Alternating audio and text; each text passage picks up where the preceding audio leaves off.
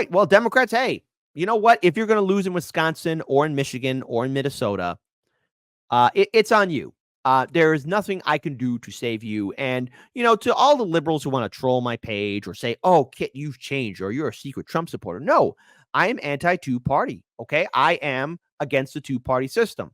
Now, I have a wide, diverse audience of people across the political spectrum, but I got to tell you, Democrats, I haven't seen the libertarians screw up, or the Greens, or even Trump, for that matter, for his state, in regards to how you are breaking apart your coalition. Because politics 101 is you keep your voting base strong, especially during the primary, but then you want to build a coalition and convince other people, maybe non-voters or independents, or maybe those on the other side who are facing off against you, that you are the stronger, superior candidate.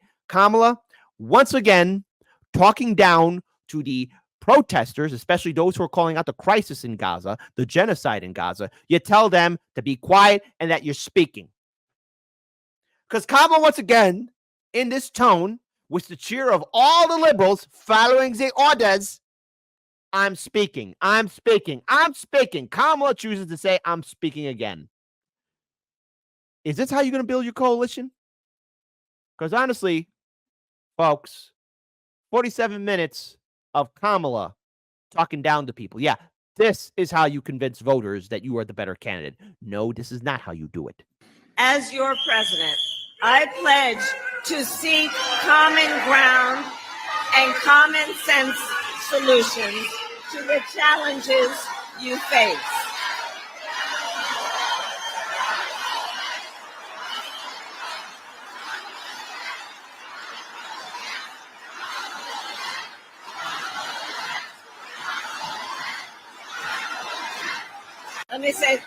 Let me say something. We are 6 days out of an election. We are 6 days away from an election. And ours is about a fight for 32. Democracy and your right to be heard. Look, everybody has a right to be heard, but right now I am speaking. Right now I am speaking, and look at that face and anger, and hear the cheers of the liberals go, woo! Now listen, have there been protesters against Trump's campaign? Oh, absolutely. But the thing is, though, and maybe my brain is not understanding this properly. By the way, shout out to Melissa Brooke, the heart don't break our hearts. I'm speaking about being from a middle-class family. Yes, Kamala. Yes. She's speaking. She is speaking. But the Biden-Harris administration for the past year has been willingly turning a blind eye and allowing this conflict in Gaza to continue on. See, say what you will about Trump, and yes, there's a lot of things to be critical about him, but this administration is sitting on its hands as people are being destroyed, starved, facing off against disease, as a war is ongoing. Same thing like there's a war in Ukraine. Boy, oh boy, this administration is just drowned in blood and war and destruction and corruption. So does it come as any surprise why protesters, especially those who are Arab or Muslim or either that, supporters for ending the war, are being booed? Because why are they there? Because the sitting administration is allowing this to happen. Yes, Kamala is a vice president, okay? She is the vice president as it stands right now, and this administration has done nothing to stop the war. It has done nothing to stop the war. Let me say that again for the people in the back. It has done nothing to stop the war, but yet Kamala wants to tell people, I'm speaking and your voice to be heard. This administration has been on a super fast rush to encourage censorship and, of course, try and browbeat and yell at people and try and convince people that, oh, we're the better candidates. Please support us. Please support us. Please, please, please, with a cherry on top. Please support us. It would be ever so nice. No one wants to support you, especially when you're talking down to people like this. And listen, hey, on the subject of Gaza, hey guys, I hear you. On the subject of Gaza, we all want this war to end as soon as possible and get the hostages out, and I will do everything in my power to make it so.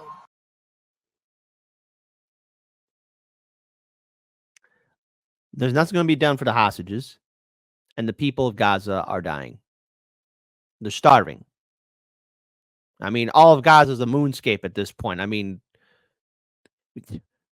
what? Hey, Hey, Kamala, remember when the Biden-Harris administration actually built that little fancy port to bring in food and supplies? And what happened to has everyone forgotten what happened to that port? Anybody? Bueller? Anybody remember that? Well, of course, corporate media, the geniuses at CNN, I know, there's that nutless wonder Bernie, weighed in on the protesters protesting against Kamala. That was Progressive Senator Bernie Sanders this week, issuing a call for Democratic unity behind Kamala Harris as the war in Gaza remains a divisive issue on the left. The divide was put on display during two rallies on Wednesday when two different sets of protesters interrupted the vice president. One group unfurling a sign that said no funding for war crimes. Another interruption called for a ceasefire in Gaza. Here was how Harris responded. Ceasefire now! Ceasefire now! Ceasefire now! You know what? Listen, we all want the war in Gaza to end and get the hostages out as soon as possible. And I will do everything in my power to make it heard and known. And everyone has a right to be heard, but right now I am speaking. That's twice now. Right now I'm speaking. Very similar to Hillary Clinton. It's her turn. It's her turn. I'm speaking. The fact that liberals, you are running with it. You are running with it. You are running with this. Says how pathetic you are. You're not going to build your coalition. You know what? I hope to see this. I don't think it's going to happen, but I hope to see this. And I say this just to trigger liberals. But I hope Jill Stein dominates over you in Michigan and in Minnesota. I hope I see it. I know that's a tall order. Everyone can say, well, Kit, that's not going to happen. You know what, audience, you're absolutely right. But I would love to see it just to laugh. I need to laugh on election night. I desperately need to laugh. This year has been painful for me. It's been painful for a lot of us. But old Kit Kat needs a smile. Brad Woodhouse, what do you make of how she's handled that? I think she's handled the protest extremely well. She's good on her feet. I mean, probably, from being a senator, from being a prosecutor, from being in public life. But I think the key here is what they're calling for. Right there, ceasefire. Richard Cron says, I hear you, Kit, but right now I'm typing. I'm so sorry. I'm so sorry. Everyone, you're typing, and you have every right to type. Richard Cron, hey. That's pure gold. You don't have to go see the White House counselor for that one, okay? You get a free pass. That's right. You don't get to go see the White House counselor, all right? Richard? Because that's the name of my grandpa too, Richard, right? Hey, Rich.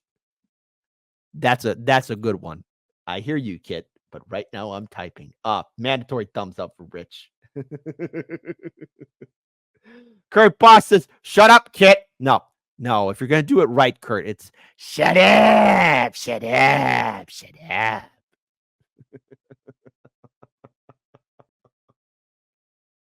She has been for a ceasefire. President Biden has been for a ceasefire. I'm sorry. Hold on. My brain missed that. Did he just say Biden and Kamala have been for ceasefire?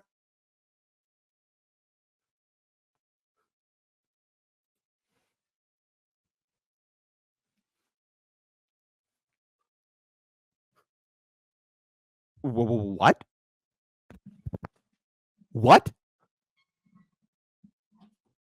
I haven't seen them do anything for a ceasefire. I mean, unless I'm getting senile, unless this is finally it. Maybe I'm finally going crazy, but I don't recall that for the past year because who's been signing for all these bombs and money to go to it? Never mind. You know what, Kit? Your meltdown is coming soon. Key here is what they're calling for. Right there, ceasefire. She has been for a ceasefire. President Biden has been for a ceasefire. It's reported that she's been very tough in private on Benjamin Netanyahu. And I just think about those protesters. What do they think they're going to get out of Donald Trump? What do they think they're going to get out of Donald Trump and his approach to Israel, to Netanyahu, and to the war in Gaza? That was where Bernie Sanders' video is so interesting, because he was making that pragmatic case. The problem is this issue is so existential for many of these voters, Arab Americans, progressives, that it's a one-issue election, and that's where it's going to hurt the vice president. The irony of this situation is that she is going to potentially pay a political price in Michigan, a key swing state, but the person who has the more pro-Netanyahu policy could benefit, and that is Trump. And that's a conundrum. So see, Trump is bad because Trump bad. Who do you want to? Who do you? This is what CNN is doing. It's trying to guilt people. You see, yes, what's happening here is a tragedy in Gaza, and Kamala and Biden, they're working really hard. They're working really, really hard to call for a ceasefire. Really? I didn't get that memo, CNN. And anytime protesters bring it up, oh man, the liberal audience goes boo or bah, bah, boo, boo, bah, boo, you bad. How dare you? Kamala is speaking. Bah. And of course, the Democrat lawmakers dismissed him because remember, as Thomas Massey once said on Tucker Carlson's show, everybody in Washington, D.C. has an APEC, a ambassador. That she's not really been able to wriggle out of. All right. Really interesting to continue to watch this. Coming up. Yes. Very interesting to watch. But here's what I'm watching. Here's what I'm seeing. Nothing is fundamentally changing. The people in Gaza are still starving, still dying. All of Gaza is a moonscape. All of Gaza is a moonscape. None of those people are ever going to return back to normal. And all what's been done now with this war is going to lead down to the next war. We're seeing the conflict escalate into Lebanon, Syria, Iran. Peace? Ceasefire? I'm going to end this segment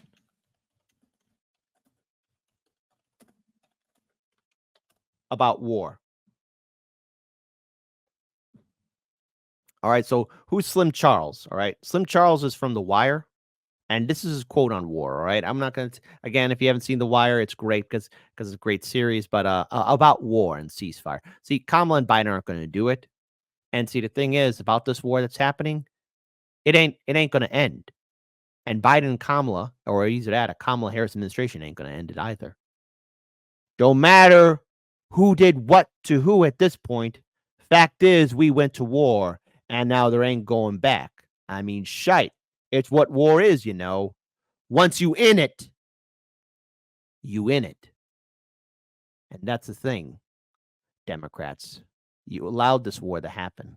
You could have stopped it. We are a global superpower. Hell, we are Rome at this point. The empire. And the commander-in-chief and his second in command haven't done shite to stop the war or call for a ceasefire. And now corporate media saying Kamala's working hard to do a ceasefire. But yet, how is she working hard when she's dismissing protesters and activists? Why are Democrats panicking knowing that they could lose Michigan or Minnesota, that they're losing Arab and Muslim voters, not only to Jill Stein, but to even to Donald Trump? Corporate media and everybody else in the liberal establishment are doing everything that we can to see that they're going to try and twist and turn this election cycle into something else, saying that they're fighting for democracy, for everyone to be heard. But the Democrats have shown time and time again, they don't really care what you say or speak about. They want you to shut up and follow orders.